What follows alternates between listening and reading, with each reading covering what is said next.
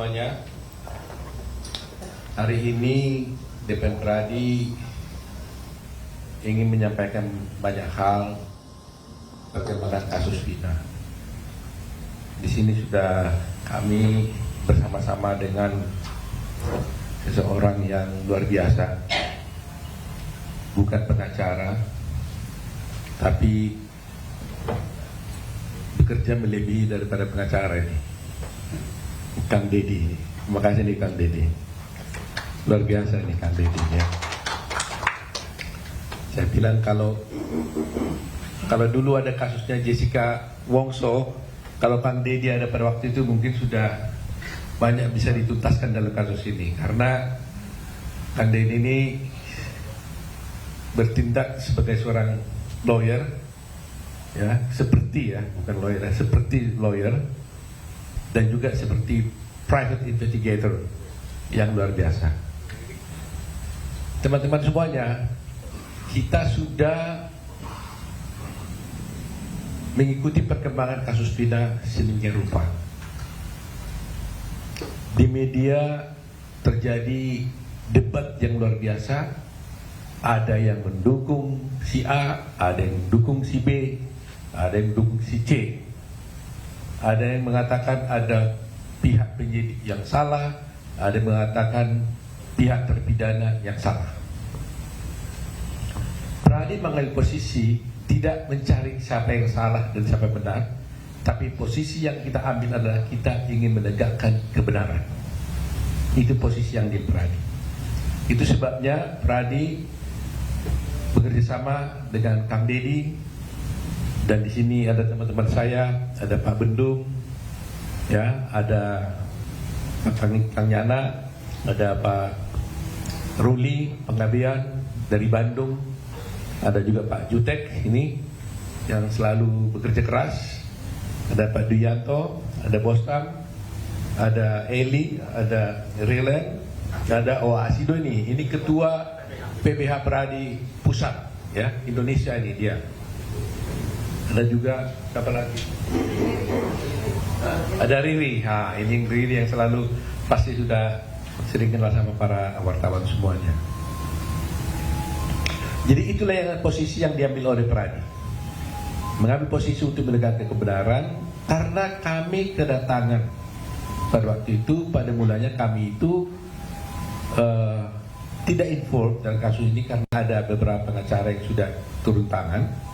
Tapi ketika keluarga daripada terpidana datang kepada kami melalui Kang Deddy, kami betul-betul sungguh-sungguh kaget dan luar biasa, di mana akhirnya kami menemukan suatu, belum kesimpulan pada itu, tapi arahan, satu pendekatan yang saintifik kami lakukan. Kami punya keyakinan berdasarkan bukti-bukti yang disajikan kepada kami, bahwa ternyata ada bahwa sebenarnya terpidana ini tidak layak dihukum. Kami tidak meyakini bahwa mereka itu bersalah dengan beberapa fakta hukum yang sudah ada. Dan sebelumnya teman-teman juga sudah melihat bahwa kasus ini berkembang dan ada dan menjadi sampai ke pengadilan dan sampai orang ini dihukum. Itu bermula dari kesaksian dari 3 orang, yaitu namanya satu Aib, kedua adalah Liga Akbar, ketiga adalah Dede. 3 orang inilah yang memulai cerita ini. Kalau 3 orang ini tidak bercerita dan membuat kesaksian, nggak ada kasus ini. Kasus pembunuhan itu tidak akan ada. Ini dulu. Tanpa adanya cerita dari kasus yang 3 orang ini, tidak ada benang merahnya, tidak ada bukti-bukti, dan tidak ada cerita tentang adanya pembunuhan daripada almarhum Eki dan Vina. 3 orang ini yang bercerita tentang semua adanya pelemparan-pelemparan, pengejaran-pengejaran, adanya bambu dan sebagainya, termasuk adanya samurai-samurai, batu yang dilempar dan sebagainya. Nah, kita sudah tahu dari 3 orang ini, Liga Akbar sudah mencabut keterangannya dan menyatakan sebenarnya cerita itu tidak benar. Begitu ya? Hari ini kita mendapatkan bukti yang luar biasa melalui Kang Dedi. Keluarga dari Dede menghubungi Kang Dedi. Kita kedatangan di sini yaitu Dede.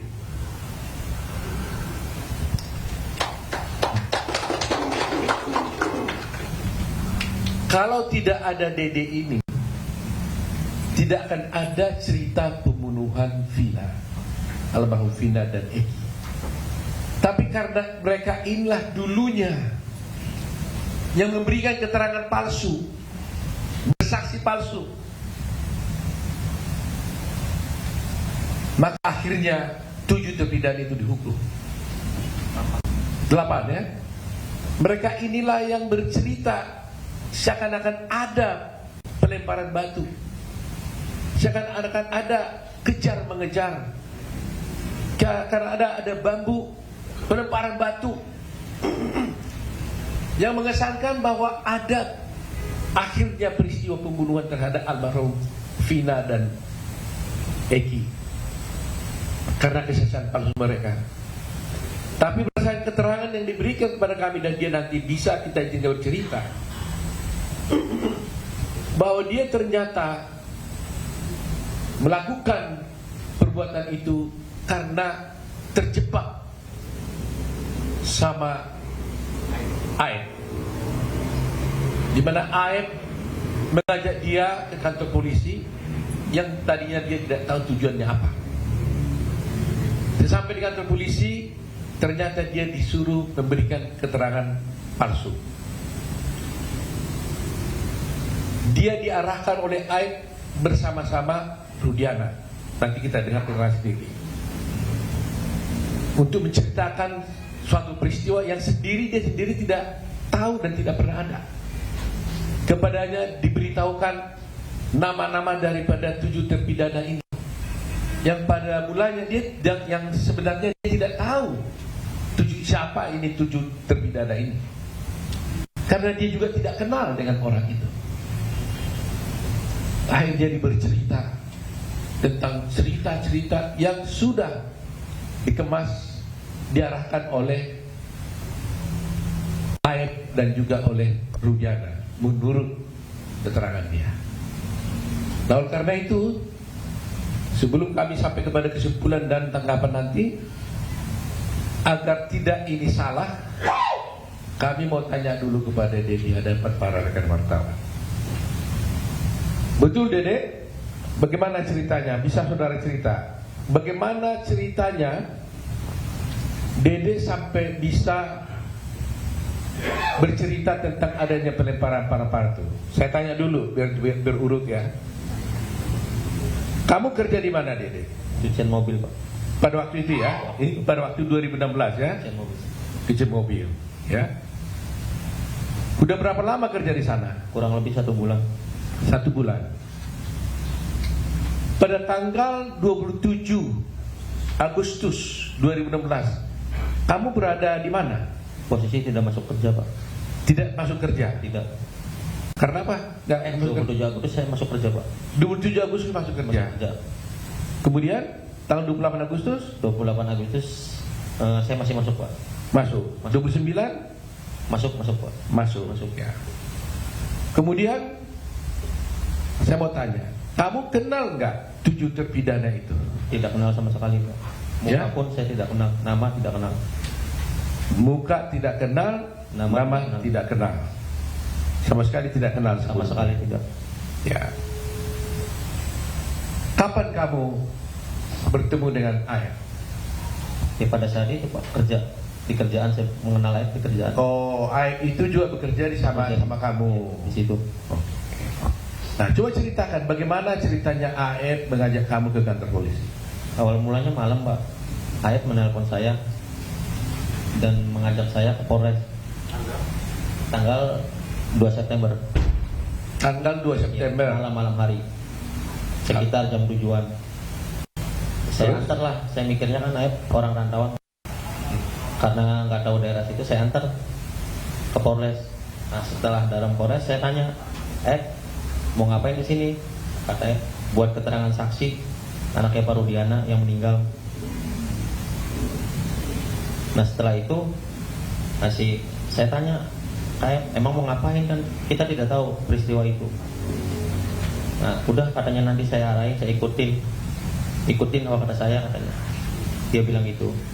Nah terus Pak Rudiana datang lah. Saya tanya ke Pak Rudiana juga, Pak Rudiana mau ngapain? Buat keterangan apa? Saksi anak saya yang meninggal katanya. Nah disitulah diceritakan saya nongkrong di warung. Kalau ke warung mah itu bener Pak, ke warung malam hanya membeli rokok. Cuman ada segerombolan anak nongkrong, pelemparan batu, bambu, pengejaran, segerombolan motor ada di situ. Sebenarnya nggak ada Pak. Sudah diceritakan sebelum masuk BAP itu sudah diceritakan. Jadi sebelum kamu bertemu dengan Rudiana, kamu kan diajak oleh Rudiana telepon katanya kan? Bukan saya yang ditelepon Pak. Saya ditelepon dengan Aep Pak. Ditelepon oleh Aep. Kamu diajak ke kantor polisi. Iya. Waktu kamu diajak ke kantor polisi, kamu tahu tujuannya untuk apa? Belum tahu Pak. Saya nanyanya pas sudah masuk ke Polres Pak, di dalam. Apa katanya waktu kamu diajak ke kantor polisi? Ya saya tanya pas di dalam, mau ngapain di sini? Buat jadi saksi anaknya Pak Rudiana. Enggak, sebelum. Oh saya nggak pernah nanya Pak. Cuma nggak nanya Pak. Oh diajak aja. Oh kalau antar saya ke kantor polisi gitu. Ya. Oke, setelah kantor polisi, ya, apa yang terjadi? Ya saya tanya, mau ngapain di sini? Buat keterangan saksi kan? Saksi siapa? Pak Rudiana yang anaknya meninggal. Oh itu kata Aep. Iya. Ya. Nah kemudian kamu bertemu dengan Rudiana di mana? Di situ juga? Di situ juga. Saya tahu Rudiana pun saat di situ. Oh kamu kenal Rudiana saat di situ? Saat di situ. Waktu dia pakai baju apa dia? Baju preman atau baju preman sih Pak? Baju biasa. Dan polisi. Apa? Dikenalkan sama Aep siapa ini gitu? Iya, dikenalkan sama Aep. Ini Pak Rudiana katanya. Nah, dikasih tahu ini Pak Rudiana. Ini Pak Rudiana. Apalagi? Bapaknya Eki. Diberitahu nggak dia polisi? Diberitahu Pak, dia polisi. Ini polisi gitu. Polisi. Jabatannya diberitahu pada waktu itu? Diberitahu intel narkoba katanya Pak. Oh intel narkoba katanya. Diberitahu gitu ya? Diberitahu. Nah lantas apa kata Aep kepada kamu? Ya saya bilang ke Pak Rudiana juga pada situ, Pak, buat jadi saksi apa? Anak saya yang meninggal katanya. Nah, sedangkan saya tidak tahu kejadian itu. Dan saya pun tidak kenal nama-nama dan muka, dan peristiwa itu emang tidak tahu sama sekali Pak. Nah terus apa kata Rudiana? Kata Aep dan Rudiana ya bilang Pak, ya udah ntar saya kasih tahu katanya. Ya setelah dikasih tahu, pada saat nongkrong di situ, pada saat ke warung ada orang segerombolan nongkrong, terus melihat pelemparan batu kepada anaknya Pak Rudiana. Nah terus dilempar batu itu tidak kena, terus pengejaran membawa bambu. Nah terus setelah itu ya tidak tahu kejadian itu lagi Pak. Setelah pengejaran tidak tahu. Sudah sampai situ doang Pak. Tadi kan kamu ceritakan bahwa kamu diarahkan oleh Aep dan Rudiana. Saya mau lihat perannya masing-masing. Aep ngomong apa, Pak Rudiana ngomong apa? Aep ngasih tahu, bilang aja ya ada segerombolan orang di situ Pak. Baik. Terus Pak Rudiana? Pak Rudiana ngasih tahu masalah motor sama nama Pak. Sama nama? Iya, motor dan nama saya tahu dari Pak Rudiana, dikasih tahu sama Pak Rudiana. Oh, nama-nama pelaku. Nama-nama pelaku. Iya. Apa katanya waktu itu? Kan saya bilang saya nggak kenal Pak nama-nama pelaku. Nah, muka pun nggak kenal. Terus kata Pak Rudiana, ya udah ntar saya kasih tahu nama-namanya pelakunya. Oh dikasih tahu? Dikasih tahu. Masih ingat nggak nama-nama itu? Nggak ingat Pak saya Pak. Oh, tapi nggak mengingat soalnya kan nggak kenal Pak. Oh. Tahu nama pun pas saat di situ kan dikasih tahu Pak. Tapi disitulah diberitahu, katakan gini aja katanya. Iya. Ya. Nah sekarang setelah diarahkan oleh Aep dan Rudiana, lantas siapa yang melakukan buat BAP-nya? Mereka Rudiana juga? Bukan Pak. Oh bukan. Bukan. Siapa?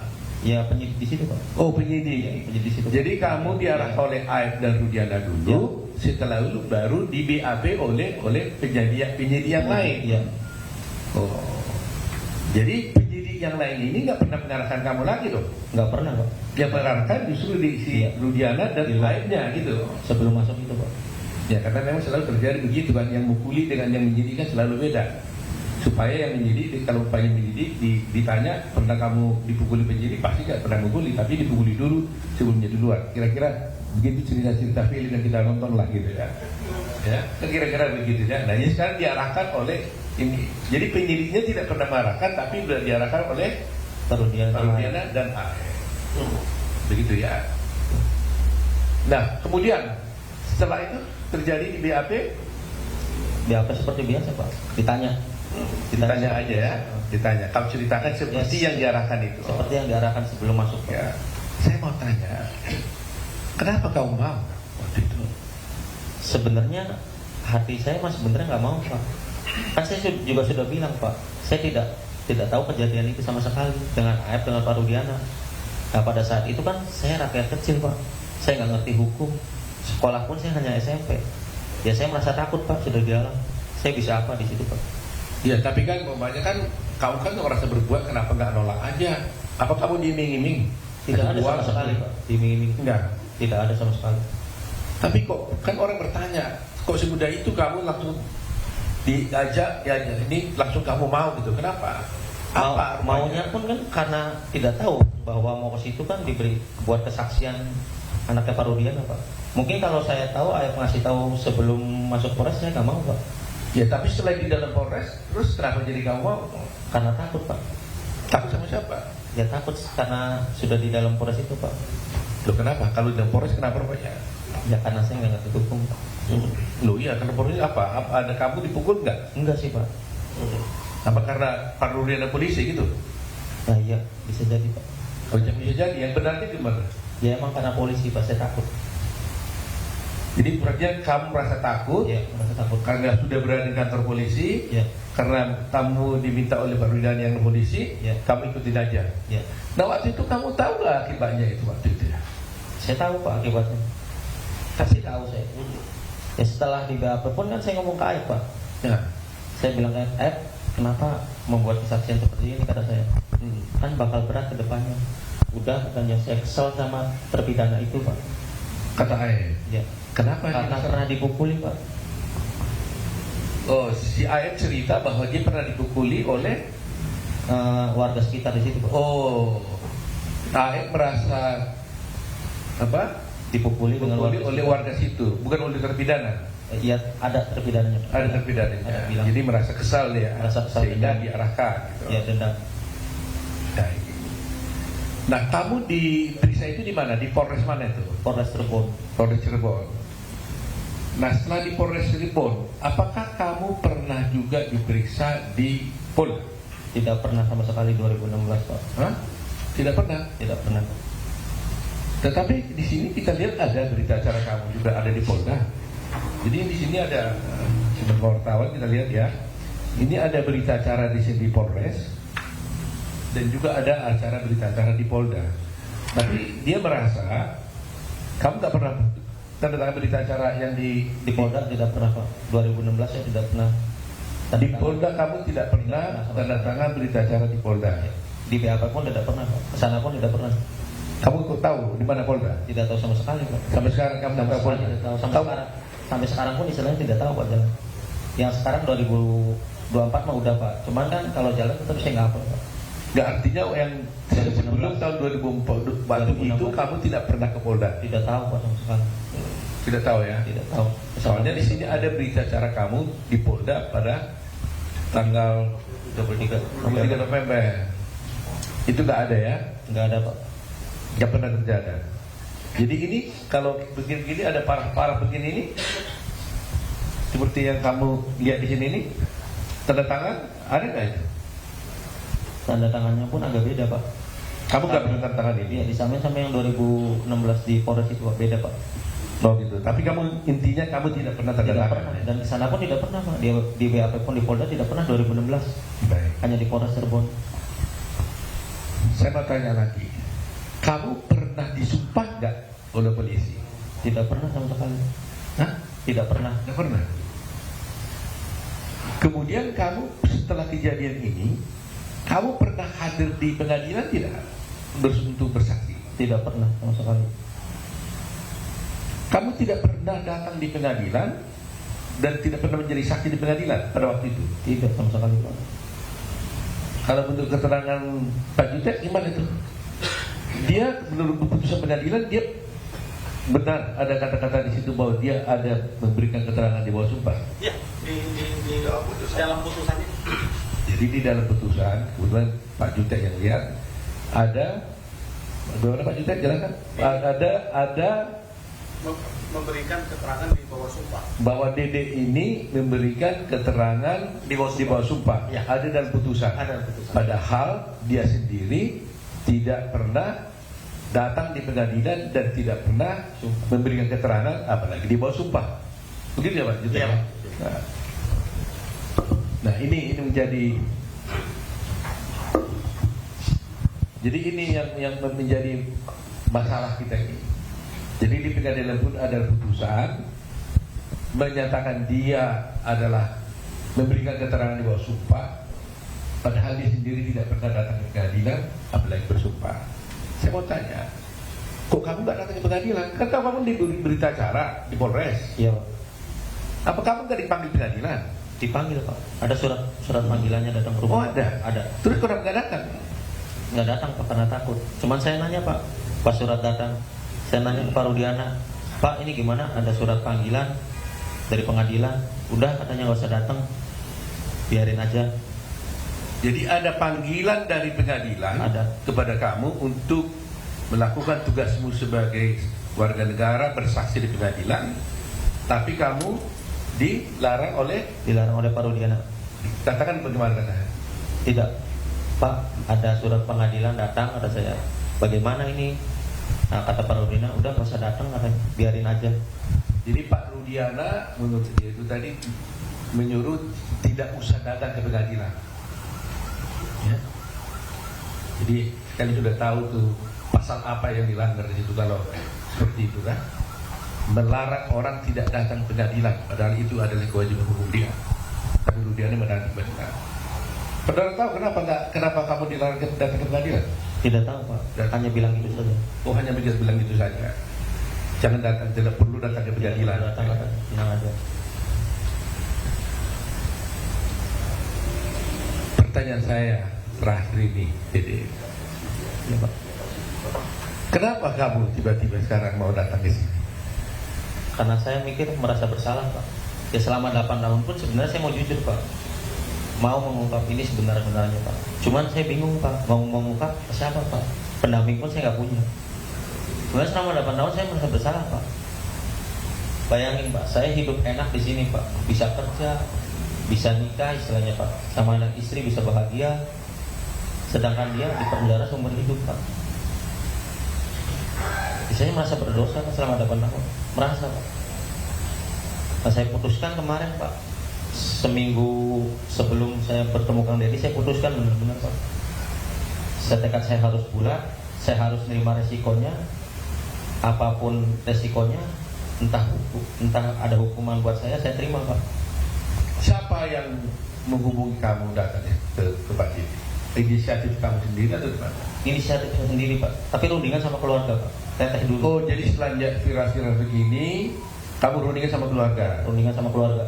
Nah, apa? Gimana rundingannya? Ya, Teteh Pak, sebelum 3 sebulan setengah viral itu Pak, Teteh pernah bilang Pak, Dek, apa datang aja ke Pak Dedita? Kata saya bilang, nanti aja lah, karena saya belum siap Pak, masih takut dan bingung kehilangan pekerjaan Pak.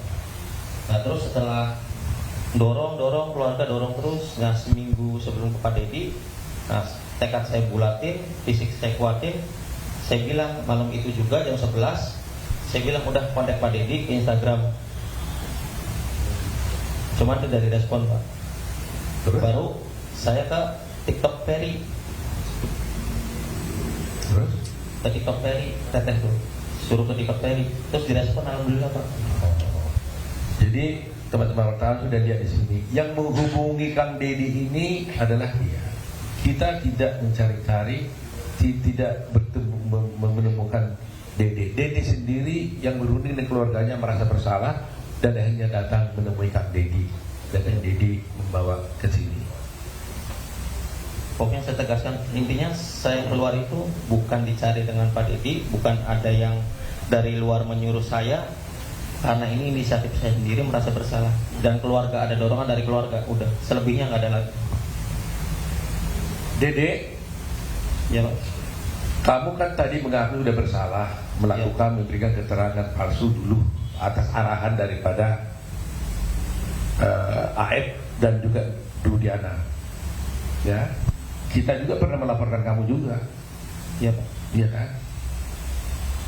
Tapi sekarang kamu datang mengaku bersalah. Kamu tahu risikonya ini buat kamu? Tahu Pak, sangat tahu resikonya. Kamu tahu bahwa kamu bisa dipenjara gara-gara pengakuanmu sekarang ini? Tahu Pak, saya siap resikonya pokoknya.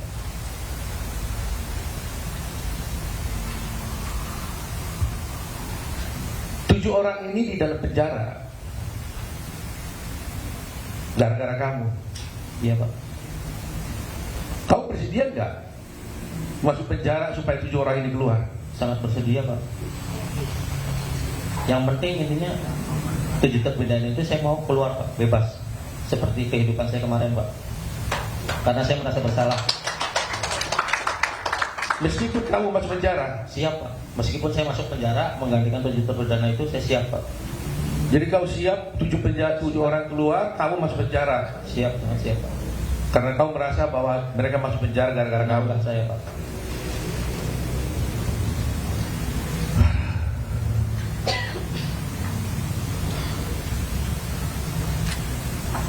Terima kasih ya Dede ya.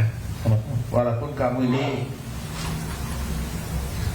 sudah berbuat salah, tapi Tuhan menolong bahwa kamu bisa dibuka hati pikiranmu untuk menegakkan kebenaran. Kalau kamu tidak bisa datang di sini, bayangkan mereka itu akan ada di sana seumur hidup. Seumur hidup. Semula keluarganya bukan teraniaya semua, dan keadilan menjadi tidak tercapai. Republik menjadi hancur. Tapi dengan keberanianmu Dede, meskipun kau bersalah, ya saya harap di dalam hukum sebenarnya Dede, saya bisa jelaskan sedikit. Belum tentu juga kau bisa harus dihukum walaupun kau bersalah.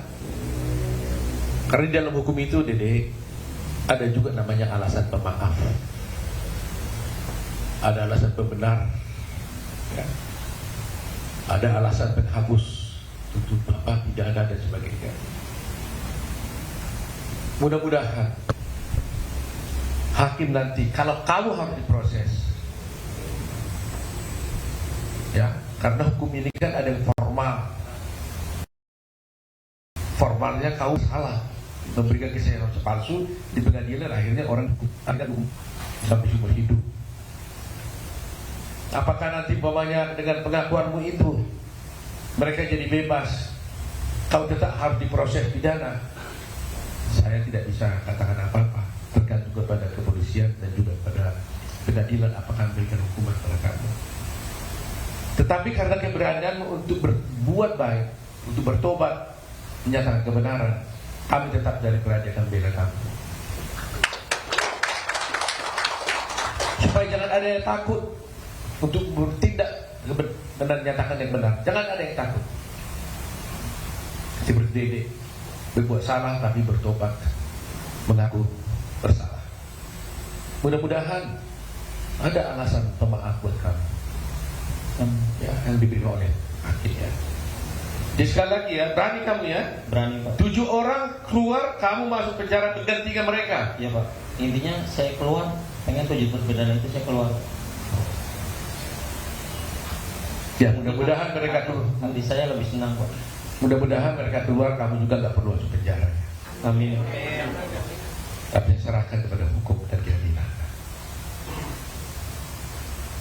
Jadi dia, terima kasih dia. Dedi ini hatinya apa ya? Tidak tahan nih Bang Dedi pun. Menggunakan mata begini. Kita para lawyer, hati kita sudah berkali-kali sering digini. Jadi sampai air mata kita udah habis. Karena kita sudah sering melihat kejadian-kejadian seperti ini. Belum kita sudah lihat tragedi bagaimana Jessica Wongso. Sekarang Dede. Saya nggak tahu masih akan ada lagi nggak kasus lain yang bisa terbuka seperti ini. Tapi terus terang aja terima kasih ya kepada para wartawan semuanya. Terus terang aja kalau ada wartawan, media massa, televisi yang mau dengan sepenuh hati mengikuti dan membuka kasus ini nggak terbongkar. Jasamu luar biasa. Jasa para media televisi, baik Instagram, siapapun lah, medsos, netizen di Indonesia ini. Saya atas nama Pradi, Senam Advokat Indonesia, Selamat Keadilan, berterima kasih sebesar-besarnya. Ini belum tuntas memang, tapi dengan adanya kedatangan Dede ini, ada Liga Akbar juga, mudah-mudahan menjadi keberanian mereka. Dan sebagai bukti, Dede ini juga sudah datang memberikan keterangannya itu di hadapan notaris. Dia tertangani di hadapan notaris. Semua keterangan dia itu tadi itu. Jadi kita lihat Dede datang bertemu dengan Kang Dedi bukan karena disaring oleh Kang Dedi, tapi dia sendiri yang berunding dengan keluarganya, merasa bahwa dia bersalah, menghubungi Kang Dedi. Ya, dan ini kita ajak ke notaris juga, itu atas sukarela dia membuat keterangan ini. Betul ya, Dede ya. Artinya dia firm, yakin betul. Nah, mari kita rakyat Indonesia menilai apakah keberanian Dede ini tetap harus kita hormati. Di satu pihak nanti akan ada polemik, di satu pihak dia sudah bersalah, tapi dia di satu pihak dia sudah menjadi pahlawan untuk bisa membongkar kasus ini. Mari kita dukung Dede, mari kita doakan Dede, kita kuatkan hatinya supaya kasus ini bisa terbuka. Dan kepada Kapolri, terima kasih Pak Kapolri karena sudah menugaskan kemarin. Saya lihat ada Kabar Reskrim, Irwasum, Propam turun tangan kasus ini. Mari kita sama-sama membongkar kasus ini untuk tegaknya hukum dan keadilan. Kalau toh ada di sini katakan Dedi ini bahwa ini ulah dari polisi, bukan kepolisian secara institusi. Ini adalah oknum. Oknum. Jangan gara-gara satu oknum tercoreng nama institusi. Jadi kita harus berani ya membuka kasus ini. Jangan gara-gara sedikit nilai rusak suci seberangan. Jangan gara-gara satu oknum yang berbuat menjadi rusak institusi kepolisian. Kami butuh polisi, Pak. Kalau tanpa polisi nggak mungkin ada keamanan di negeri ini. Kami tetap ingin menjaga dengan baik kepolisian. Oleh karena itu apapun kami siap bekerja sama dengan pihak kepolisian seperti yang dilakukan oleh Kang Dedi ini. Dan terus terang Pak, teman-teman semua, para netizen di seluruh Indonesia, menjadi pertanyaan sekarang, kalaulah seperti dikatakan oleh Kang Dedi, si Dedi tadi itu benar, itu hanya rekayasa. Menjadi pertanyaan kita sekarang, apa motifnya dibuat seperti ini? Apa motifnya harus dibuat cerita seperti ini supaya 7 orang ini jadi terdakwa, dihukum seumur hidup? Toh mereka bukan jenderal, bukan orang kaya, bukan politisi. Mereka bekerja hanya kuli bangunan. Apa motifnya? Ini juga mestinya diungkap. Apa motifnya? Kenapa harus seperti itu? Mengarang cerita, mengorbankan banyak orang, membuat negeri kita geger begini luar biasa. Apa motifnya? Nah itu mungkin tugas kepolisian nanti yang bisa mengungkapkannya. Jadi itulah mungkin keterangan kami, mungkin kalau ada Kang Dedi sampai di sini.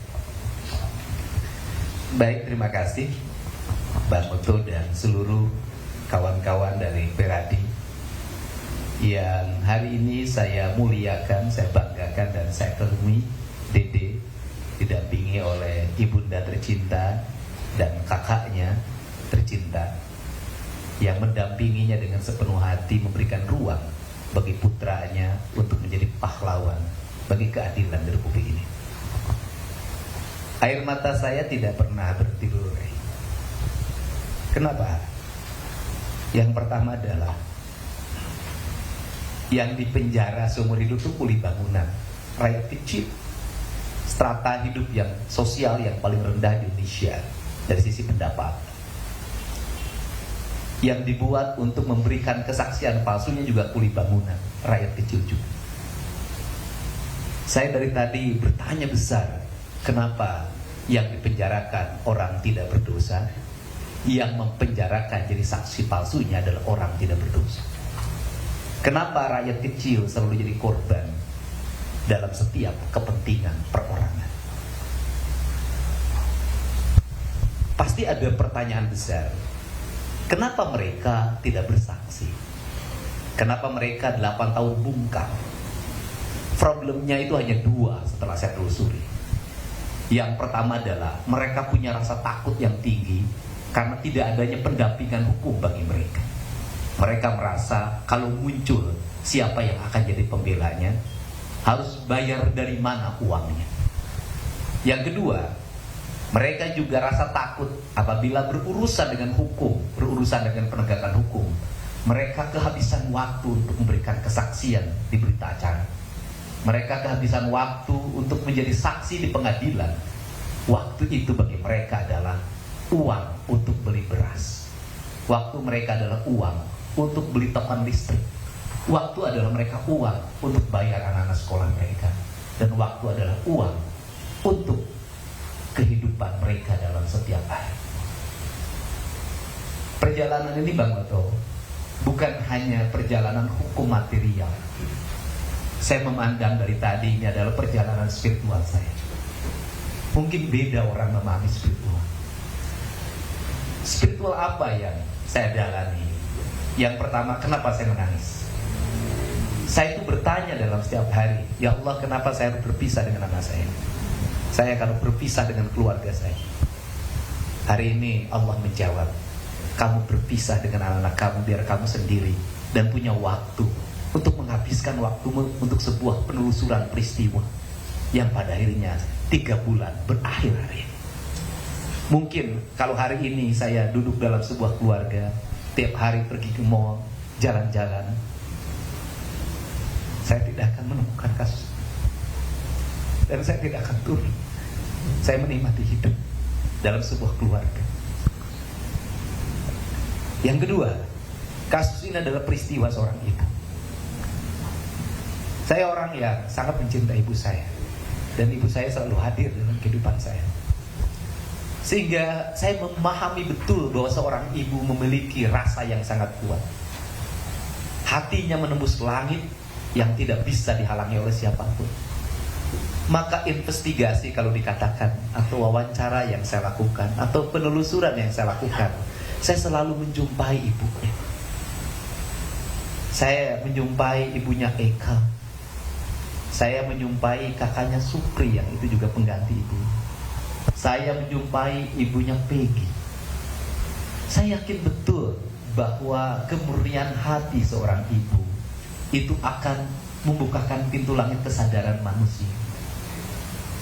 Dari ucapan-ucapan ibu, dari tangisan-tangisan ibu, dari doa-doa ibu, dan dari air mata ibu, akhirnya tergerak ibu yang jadi kakaknya dan ibu yang menjadi ibunya Dede. Lahirlah sebuah motivasi di mana Dede harus berkata jujur. Dan hari ini Dede berkata jujur. Saya di Republik ini baru mendengar sekali ucapan seorang manusia yang patriotik, tidak berpendidikan tinggi, hanya kuli bangunan, tidak pernah mengikuti pendidikan-pendidikan nasionalisme seperti para pejabat seperti saya. Tapi dia berkata bahwa saya mau dipenjara menggantikan mereka karena saya telah bersalah mempenjarakan mereka. Biarkan mereka bebas dan saya masuk dalam penjara itu. Sebentar lagi kita akan ada upacara 17 Agustus. Dia adalah pahlawan di era kini, dia adalah patriotik di era kini, dan dia adalah kesatria di era ini. Untuk itu, kepada para kesatria, kita harus merasa malu ada kesatria yang sebenarnya. Kemudian yang berikutnya bagi saya pribadi, Bang Oto, dalam seminggu ini adalah seminggu derita sebenarnya dalam penelusuran kasus ini. Karena saya mendapat bulian yang luar biasa, mendapat tuduhan suap beragam. Pada niat saya cuma satu, saya ingin kasus ini tidak melebar kemana-mana, tidak menuduh orang yang tidak bersalah, tidak membawa nama siapapun yang tidak ada kaitannya tujuan saya. Tetapi karena halusinasi, imajinasi, cocok logi, membakar pikiran orang di media sosial sehingga menjadi kemana-mana. Dan rupanya air mata saya ketika malam itu terjawab hari ini. Seluruh bulian itu dijawab dengan datangnya Dede. Dan bagi saya kedatangan Dede adalah pelipur lara hidup saya dan membuat hidup saya bahagia dan berarti pada hari ini. Kemudian yang berikutnya banyak yang mengaitkan ini dengan dunia politik. Saya katakan berulang-ulang di depan Pak Jutek, saya katakan penelusuran saya terhadap kasus Eki dan Vina dan terpenjaranya 7 orang dengan hukuman penjara seumur hidup bagi saya jauh lebih berharga dibanding dengan hanya urusan politik. Karena ini jauh lebih berharga, ini lebih memiliki nilai kemanusiaan. Dan saya cuma satu dalam hidup saya, ingin punya catatan.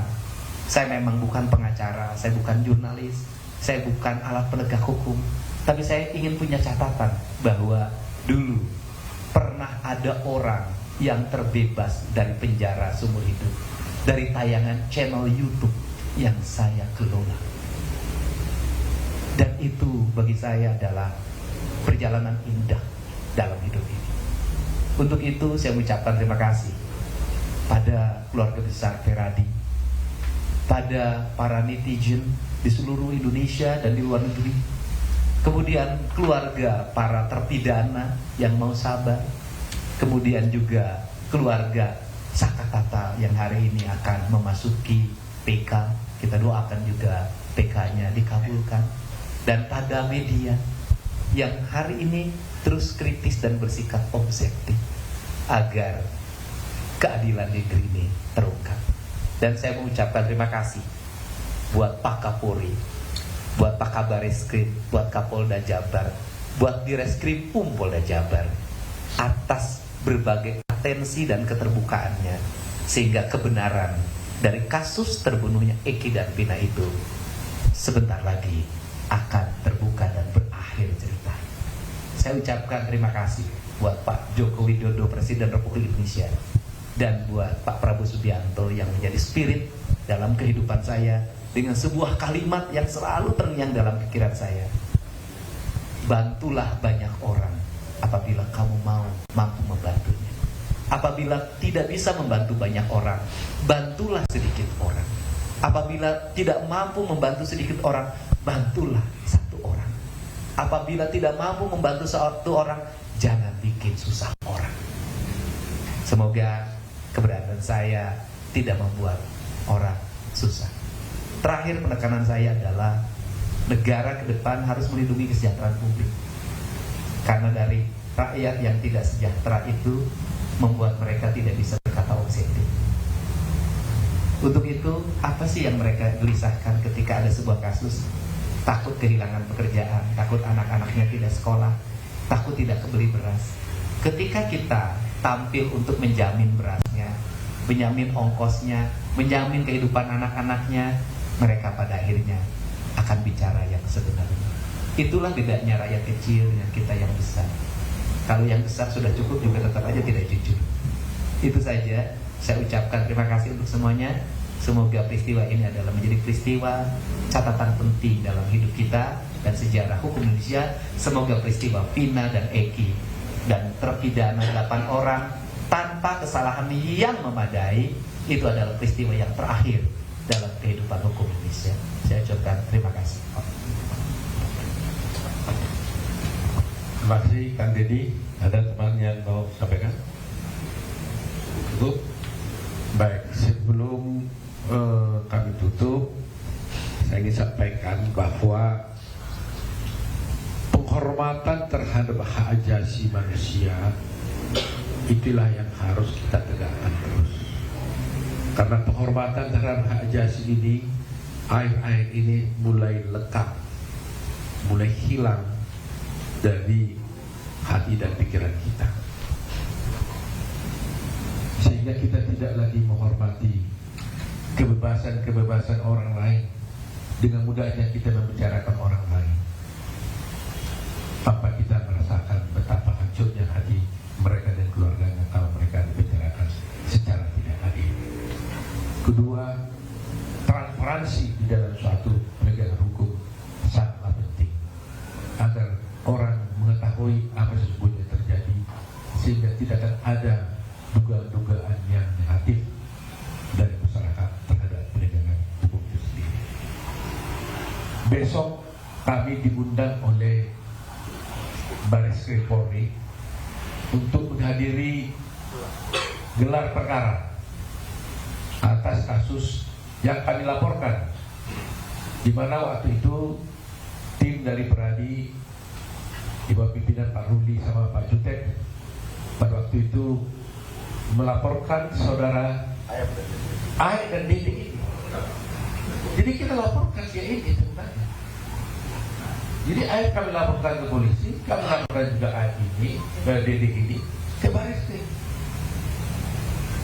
Tapi akhirnya Dede ini datang ke kami. Ini luar biasa. Dia kami laporkan karena kami juga melakukan kesaksian palsu, seperti yang kita sudah lihat tadi. Dia datang mengatakan, nah memang saya bersaksi palsu, mengakui. Kalau bukan Tuhan yang membuka pintu hatinya, tidak mungkin. Pasti Tuhan yang membuka. Dan siap dulu. 7 orang keluar. Asal 7 orang ini keluar, biar saya masuk penjara menggantikan mereka. Itu kata. Tidak ada keberanian orang seperti dia sekarang. Tidak ada. Zaman sekarang ini seperti ini, biasanya langsung kabur, takut. Dia berani mengambil risiko itu. Luar biasa. Ini luar biasa ini. Jadi itulah. Jadi mudah-mudahan kami tunggu nih. Aib, di mana kau sayang? Aib sayang, kembalilah ke jalan yang benar. Kang Dedi sudah bertemu ayahnya. Ya, mudah-mudahan Aib datang. Tidak apa-apa Aib. Jangan korbankan anak manusia. Tegakkan hukum. Dede ada contohnya sini. Toh tidak ada apa-apa. Ya, datanglah Aib. Ceritakan yang sebenarnya. Dan kepada Pak Rudiana, kami juga minta waktunya tiba untuk juga katakan yang sebenarnya. Katakanlah yang sebenarnya. Belum terlambat. Belum terlambat. Itu harapan kami. Jadi mudah-mudahan besok jam berapa kita? 11. Jam 11. Jadi aneh kan? Kami laporkan Aib, kami laporkan Dede. Dede datang, dan malah datang. Nah besok gelar perkara. Nah bagaimana mau gelar perkara? Ya besok terpaksa kita bawa lagi Dede ini ya. Bersedia nggak Dede besok ke Mabes Polri? Iya.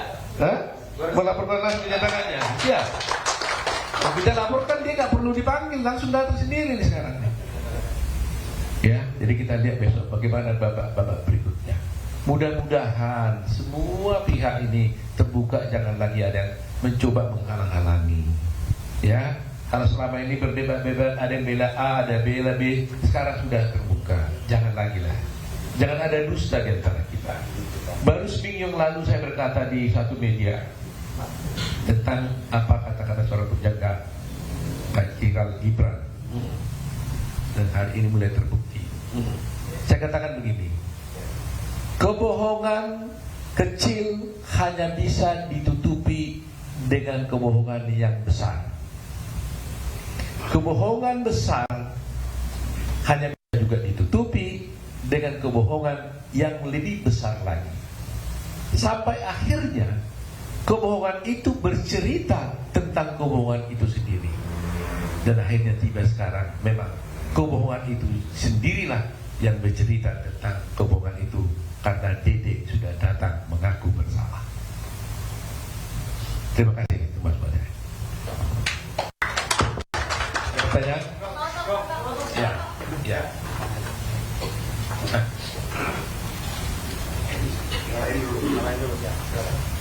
Sekarang abang ya, karena tampilannya muda banget. Udah beda ya Kak Dedi. Foto dan Kang Dedi ya semua ada 2 pertanyaan. Dari mana nih? Oh dari Nusantara Pak. Oke, dari TV, oke. Sahabat kita. Ini kan tadi baru saja tim kuasa hukum dari Itu Rudiana mensomasi Kang Dedi dan juga Dede dan Liga Akbar. Nah itu bagaimana tanggapannya dan juga dari sisi kuasa hukum.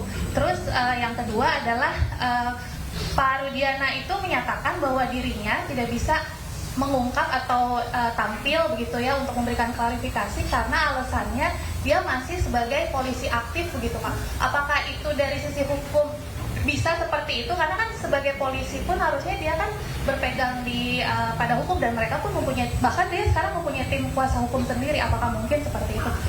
Begitu Pak. Terus terang aja ya, Kak Dedi udah terima somasi? Belum terima somasi. Dede udah terima somasi? Belum ada itu somasinya tuh. Terbuka. Bilang apa dia? Oh, somasi. Bilang apa? Hah? Cuma terbuka untuk bilang apa somasinya? Apa ya? Terkait apa itu hoax gitu. Oh, bahwa yang dikatakannya itu nggak benar. Iya betul. Bagaimana dia ngomong sendiri kok nggak benar gimana? Tanggapannya Kan dia menceritakan apa yang dia alaminya, dilihatnya sendiri, diketahui sendiri. Bagaimana bisa dikatakan hoax? Iya kan? Dia mengatakan saya memberikan keterangan yang tidak benar atas arahan dari siapa? Pak Rudiana dan AE, ya kan? Pak Dedi ini justru harus juga ikut pahlawan mau ngomongkan kebenaran kok jadi disomasi. Salahkan Dedi apa? Merekam, videokan dan mempublikasikan keterangan Dede. Loh, kalau gitu saya kena somasi lagi dong nanti saya ini. Hah? Kang Dedi itu melakukan investigasi penelusuran gitu. Katanya dadakan. Loh itu kan kewajiban seorang warga negara, bukan hanya hak. Wajib kita, bukan wajib lah, hak dari warga negara ya. Ya hak bukan kewajiban, hak dari warga negara. Ya, dan harus berterima kasih kalau ada seperti ini. Kecuali investigasinya itu melanggar hukum, kan tidak ada pelanggaran hukum. Kan sudah tadi katakan Dede datang menghubungi Kang Dedi. Nah, ini ibundanya, betul ya Bu ya? Iya. Ini kakaknya ya. Ini kakaknya datang ke rumah Kang Dedi kan, minta tolong pada Dedi supaya ini dibantu menjelaskan gitu ya. Terus apa yang salah? Yang kuasa hukumnya siapa yang mensomasi? Hah? Perhati. Perhati itu siapa itu? Oh, Elsa Sari. Ya, saya pikir supaya jangan salah, kami tunggu dulu lah ya. Biar Kang Dedi nanti lihat dulu somasinya. Takut kita berlebihan menanggapi ya. Kami baca dulu dah. Kami belum mendengar tadi itu. Tapi Kang Dedi sendiri disuruh minta maaf ke media itu. Ya, saya tanya aja Kak Dedenya. Mau minta maaf tidak? Nah. Yang pertama ini saya ceritakan kronologis ya. Yang pertama itu kakaknya Dede datang ke rumah saya, minta bertemu, tetapi tidak boleh ada rekaman apapun. Dan saya bersedia untuk menerimanya bicara, mendengarkan apa yang terjadi. Nah setelah kakaknya menyampaikan, datangnya itu hari Sabtu ya. Hari Sabtu datang ke saya, ketemu jam 9 pagi. Nah kemudian saya nanya balik, Dedenya di mana? Pemirsa, Dede, saksi kunci kasus Vina, berani menggantikan terpidana karena kesaksiannya pada 2016 silam. Dede mengaku diminta untuk memberikan kesaksian yang tidak sesuai dengan kenyataan. Dan berikut pengakuan Dede. Bagaimana ceritanya? Bisa saudara cerita? Bagaimana ceritanya Dede sampai bisa bercerita tentang adanya pelemparan parapar itu? Saya tanya dulu biar berurut ya. Kamu kerja di mana Dede? Cucian mobil Pak. Pada waktu itu ya? Ini pada waktu 2016 ya? Cucian mobil. Cucian mobil ya. Udah berapa lama kerja di sana? Kurang lebih 1 bulan. 1 bulan. pada tanggal 27 Agustus 2016, kamu berada di mana? Posisi tidak masuk kerja, Pak. Tidak masuk kerja? Tidak. Karena apa? Nggak masuk kerja. 27 Agustus saya masuk kerja, Pak. 27 Agustus masuk kerja. Masuk kerja. Kemudian tanggal 28 Agustus? 28 Agustus saya masih masuk, Pak. Masuk. 29? Masuk, Pak. Masuk ya. Kemudian saya mau tanya, kamu kenal nggak 7 terpidana itu? Tidak kenal sama sekali, Pak. Muka Ya? pun saya tidak kenal, nama tidak kenal. Muka tidak kenal, nama kenal. tidak kenal. Sama sekali tidak kenal. Sama sebelumnya. sekali tidak. Ya. Kapan kamu bertemu dengan Aep? Ya pada saat itu, Pak, kerja di kerjaan saya mengenal Aep di kerjaan. Oh, Aep itu juga bekerja sama kamu. Di situ. Nah, coba ceritakan bagaimana ceritanya Aep mengajak kamu ke kantor polisi. Awal mulanya malam, Pak. Aep menelpon saya dan mengajak saya ke Polres. Tanggal 2 September. Tanggal 2 September. Malam hari. Sekitar jam 7-an. Saya antar lah. Saya mikirnya kan Aep orang rantauan. Karena nggak tahu daerah situ, saya antar ke Polres. Nah, setelah dalam Polres saya tanya, mau ngapain di sini? Katanya buat keterangan saksi anaknya Pak Rudiana yang meninggal. Nah, setelah itu saya tanya, emang mau ngapain, kan kita tidak tahu peristiwa itu. Nah, udah katanya nanti saya arahin, saya ikutin apa kata saya, katanya. Dia bilang gitu. Nah, terus Pak Rudiana datang lah. Saya tanya ke Pak Rudiana juga, Pak Rudiana mau ngapain? Buat keterangan apa? Saksi anak saya yang meninggal, katanya. Nah, disitulah diceritakan. Saya nongkrong di warung. Kalau ke warung mah itu bener, Pak, ke warung malam hanya membeli rokok. Cuman ada segerombolan anak nongkrong, pelemparan batu, bambu, pengejaran, segerombolan motor ada di situ. Sebenarnya nggak ada, Pak. Sudah diceritakan sebelum masuk BAP itu sudah diceritakan. Jadi sebelum kamu bertemu dengan Rudiana, kamu kan diajak oleh Rudiana di telepon katanya kan? Bukan saya yang ditelepon, Pak. Saya ditelepon dengan Aep, Pak. Ditelepon oleh Aep. Kamu diajak ke kantor polisi. Iya. Waktu kamu diajak ke kantor polisi, kamu tahu tujuannya untuk apa? Belum tahu, Pak. Saya nanyanya pas sudah masuk ke Polres, Pak, di dalam. Apa katanya waktu kamu diajak ke kantor polisi? Ya, saya tanya pas di dalam, mau ngapain di sini? Buat jadi saksi anaknya Pak Rudiana. Enggak, sebelum. Oh, saya nggak pernah nanya, Pak. Cuma nggak nanya, Pak. Oh, Saya dia antar aja. Oh, Saya kalau antar saya ke kantor antar polisi saja, gitu. iya. Oke, setelah kantor polisi, Ya, apa itu, yang Pak. terjadi? Ya, saya tanya, mau ngapain di sini? Buat keterangan saksi, kan, Pak. Saksi siapa? Pak Rudiana yang anaknya meninggal. Oh, itu kata Aep. Iya. Nah, kemudian kamu bertemu dengan Rudiana di mana? Di situ juga? Di situ juga. Saya tahu Rudiana pun saat di situ. Oh, kamu kenal Rudiana saat di situ? Saat di situ. Waktu dia pakai baju apa dia? Baju preman atau baju Baju preman sih, Pak. Baju biasa. Dan polisi. Apa? Dikenalkan sama Aep siapa ini gitu? Iya, dikenalkan sama Aep. Ini Pak Rudiana, katanya. Nah, dikasih tahu ini Pak Kasih tahu Rudiana, sama Aep. ini Pak Rudiana. Apa lagi? Bapaknya Eki. Aep. Diberitahu nggak dia polisi? Diberitahu, Pak. Dia Oh, polisi. Ini polisi gitu. Polisi. Jabatannya diberitahu pada waktu itu. Diberitahu intel narkoba, katanya, Pak. Oh, intel narkoba katanya. Diberitahu gitu ya. Diberitahu. Nah, lantas apa kata Aep kepada kamu? Ya, saya bilang ke Pak Rudiana juga pada situ. Pak, buat jadiin saksi apa? Anak saya yang meninggal, katanya. Nah, sedangkan saya tidak tahu kejadian itu. Dan saya pun tidak kenal nama-nama dan muka, dan peristiwa itu emang tidak tahu sama sekali, Pak. Nah, terus apa kata Rudiana?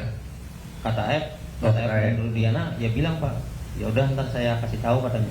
Ya, setelah dikasih tahu, pada saat nongkrong di situ, pada saat ke warung ada orang segerombolan nongkrong, terus melihat pelemparan batu kepada anaknya Pak Rudiana.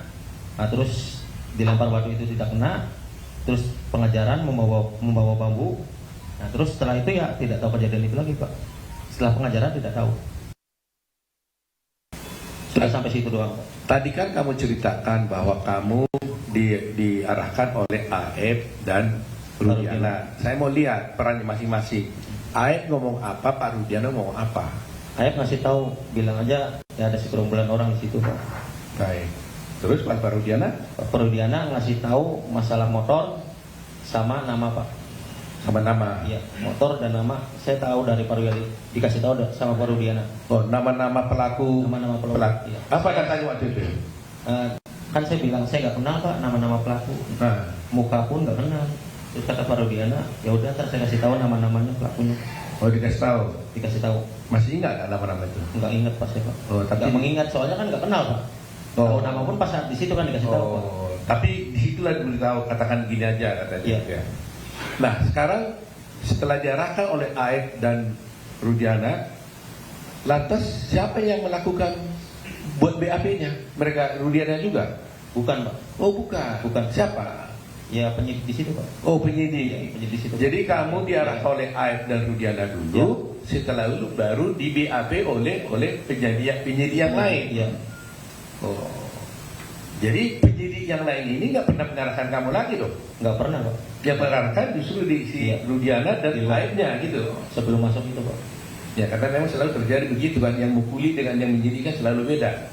Supaya yang menyidik, kalau upaya menyidik ditanya pernah kamu dipukuli penyidik, pasti nggak pernah mukuli, tapi dipukuli dulu sebelumnya duluan. Kira-kira begitu cerita-cerita film yang kita nonton lah gitu ya. Ya, kira-kira begitu ya. Nah ini sekarang diarahkan oleh ini. Jadi penyidiknya tidak pernah mengarahkan, tapi sudah diarahkan oleh Pak Rudiana dan Aep. Begitu ya. Nah, kemudian setelah itu terjadi di BAP, BAP seperti biasa Pak. Ditanya aja ya. Ditanya. Kamu ceritakan seperti yang diarahkan itu. Seperti yang diarahkan sebelum masuk Pak. Ya. Saya mau tanya, kenapa kamu mau waktu itu? Sebenarnya hati saya mas sebenarnya nggak mau Pak. Kan saya juga sudah bilang Pak, saya tidak tahu kejadian itu sama sekali dengan Aep dengan Pak Rudiana. Nah pada saat itu kan saya rakyat kecil Pak, saya nggak ngerti hukum, sekolah pun saya hanya SMP. Ya saya merasa takut Pak sudah di dalam. Saya bisa apa di situ Pak? Ya tapi kan umpamanya kan kamu kan merasa berbuat, kenapa nggak nolak aja? Apa kamu diiming-iming? Tidak ada sama sekali Pak, diiming-iming. Enggak. Tidak ada sama sekali. Tapi kok kan orang bertanya, kok semudah itu kamu langsung diajak ya ini langsung kamu mau gitu? Kenapa? Apa Maunya pun kan karena tidak tahu bahwa mau ke situ kan diberi buat kesaksian anaknya Pak Rudiana Pak. Mungkin kalau saya tahu, Aep ngasih tahu sebelum masuk Polres saya nggak mau Pak. Ya tapi setelah di dalam Polres, terus kenapa jadi kamu mau? Karena takut Pak. Takut sama siapa? Ya takut karena sudah di dalam Polres itu Pak. Loh kenapa? Kalau di dalam Polres kenapa rupanya? Ya karena saya nggak ngerti hukum Pak. Loh iya, karena Polres apa? Ada kamu dipukul nggak? Enggak sih Pak. Apa karena Pak Rudiana polisi gitu? Nah iya bisa jadi Pak. Oh bisa jadi, yang benarnya gimana? Ya emang karena polisi Pak saya takut. Jadi berarti kamu merasa takut? Ya merasa takut. Karena sudah berada di kantor polisi, Ya. karena kamu diminta oleh Pak Rudiana yang polisi, Ya. kamu ikutin aja. Ya.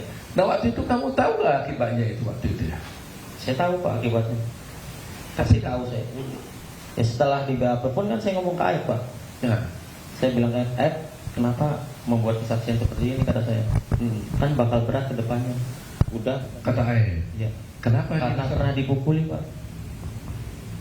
Oh si Aep cerita bahwa dia pernah dipukuli oleh Warga sekitar di situ Pak. Oh Aep merasa apa? Dipukuli dengan Dipukuli warga oleh warga situ, bukan oleh terpidana. Iya ada terpidananya Pak. Ada terpidana. Ada bilang. Jadi merasa kesal dia. Merasa kesal, sehingga dendam. diarahkan. Gitu. Ya dendam. Nah, kamu diperiksa itu di mana? Di Polres mana itu? Polres Cirebon. Polres Cirebon. Nah, setelah di Polres Cirebon, apakah kamu pernah juga diperiksa di Polda? Tidak pernah sama sekali 2016 Pak. Hah? Tidak pernah. Tidak pernah. Tetapi di sini kita lihat ada berita acara kamu juga ada di Polda. Jadi di sini ada sebagai wartawan kita lihat ya. Ini ada berita acara di sini di Polres dan juga ada acara berita acara di Polda. Tapi dia merasa kamu tak pernah tanda tangan berita acara yang di Polda tidak pernah Pak. 2016 saya tidak pernah. Di Polda kamu tidak pernah tanda tangan berita acara di Polda. Di BAP pun tidak pernah Pak. Kesana pun tidak pernah. Kamu kok tahu di mana Polda? Tidak tahu sama sekali Pak. Sampai sekarang kamu Sama tahu sekali Polda? tidak tahu. Kamu- Sampai sekarang pun istilahnya tidak tahu Pak jalan. Yang sekarang 2024 mah udah Pak. Cuman kan kalau jalan tetap saya nggak hafal Pak. Nggak, artinya yang sebelum tahun 2004 waktu itu kamu tidak pernah ke Polda. Tidak tahu Pak sama sekali. Tidak tahu ya. Tidak tahu. Soalnya di sini ada berita acara kamu di Polda pada tanggal 23 November. Itu nggak ada ya? Nggak ada, Pak. Nggak pernah. Selamat